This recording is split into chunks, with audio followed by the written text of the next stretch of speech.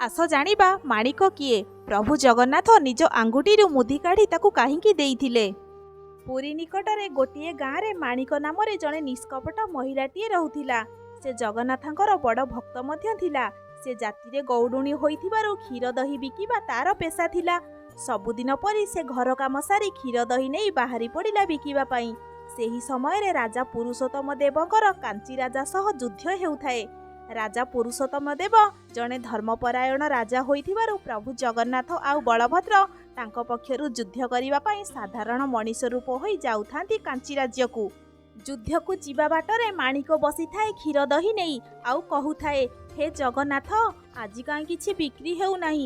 ଯଦି ମୁଁ ଆକୁ ଏମିତି ଫେରାଇ ନେବି ମୋ ଶାଶୁ ମୋତେ ମାରିଦେବ। ତମେ ଗୋଟେ କିଛି କର ପ୍ରଭୁ। ଏହାପରେ ପ୍ରଭୁ ଜଗନ୍ନାଥ ଆଉ ବଳଭଦ୍ର କଳା ଘୋଡ଼ା ଧଳା ଘୋଡ଼ା ନେଇ ଯାଉଥିବା ସମୟରେ ମାଣିକକୁ ଦେଖି ବଳଭଦ୍ର କହିଲେ, ଜଗା, ଏଇ କ୍ଷୀର ଦହି ଦେଖି ଦ୍ୱାପର ଯୁଗରେ ମାତା ଯଶୋଦାଙ୍କ କଥା ମନେ ପଡ଼ୁଛି। ଚାଲ ଏହିଠାରୁ କିଛି କ୍ଷୀର ଦହି ପିଇ ତୃଷା ମେଣ୍ଟାଇ ଯୁଦ୍ଧକୁ ଯିବା। ଏହାପରେ ଜଗନ୍ନାଥ ଆଉ ବଳଭଦ୍ର ମାଣିକ ପାଖକୁ ଯାଇ ଦହି ମାଗିଲେ। ଏମାନଙ୍କୁ ଦେଖି ମାଣିକ ପୁରା ଖୁସି ହୋଇଗଲା। ଯାହା ହେଉ କିଛି ତ ଆଜି ବିକ୍ରି ହୋଇଯିବ ଭାବି ଭଗବାନଙ୍କୁ ଦହି ଦେଲା।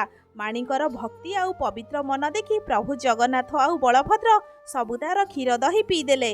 ତାପରେ ଘୋଡ଼ା ଚଢ଼ିବାକୁ ଯାଆନ୍ତେ ତ ମାଣିକ କହିଲା, ହଇ ହୋ ସାନ୍ତେ,